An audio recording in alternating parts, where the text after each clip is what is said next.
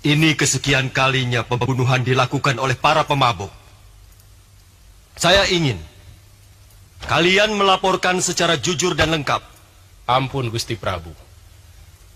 Hamba sendiri tidak tahu kapan mulainya.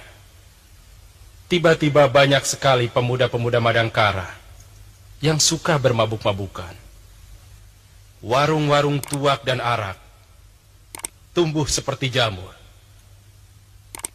Sementara kami tidak bisa menindak mereka karena tidak ada larangan berjualan minuman keras. Kita basmi saja penjual dan pembeli minuman yang meresahkan rakyat kita itu, Kanda Prabu. Kita tidak bisa bertindak tanpa landasan undang-undang, Mantili. Meskipun hukum Malima itu jelas bisa dipakai untuk menahan para pemabuk, yang perlu kita pikirkan adalah peraturan untuk pembuat dan penjualnya. Hamba mohon, Gusti Prabu akan bijaksana dalam memutuskan undang-undangnya. Karena selama ini kami menetapkan pajak yang sangat tinggi kepada pembuat minuman keras dan juga kepada penjualnya. Dan hasilnya cukup membantu pembangunan kita. Tapi ada satu hal yang jauh lebih penting daripada sekedar pemasukan uang untuk negara, Paman Rangga, yaitu rusaknya perilaku anak-anak muda Madangkara. Apakah hasil pajak minuman itu mampu untuk mengobati kerusakan perilaku yang sudah terlanjur terjadi? Iya, itu benar.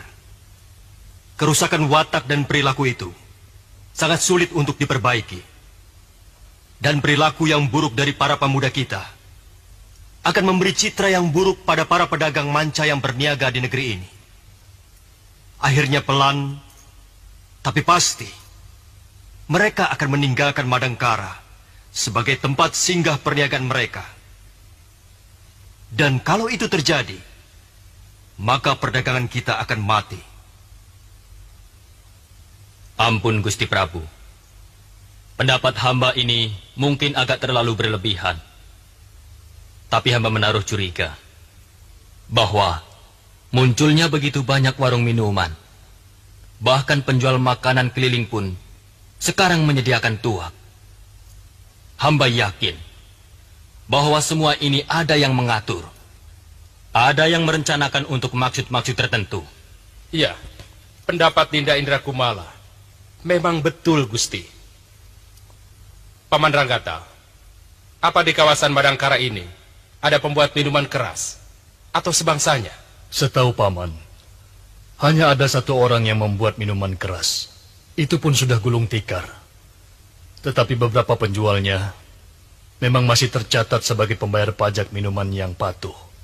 Sebelum kita bertindak, sebaiknya kita selidiki dulu asal-usul minuman keras itu, sehingga kita mampu menghancurkan sampai ke akarnya.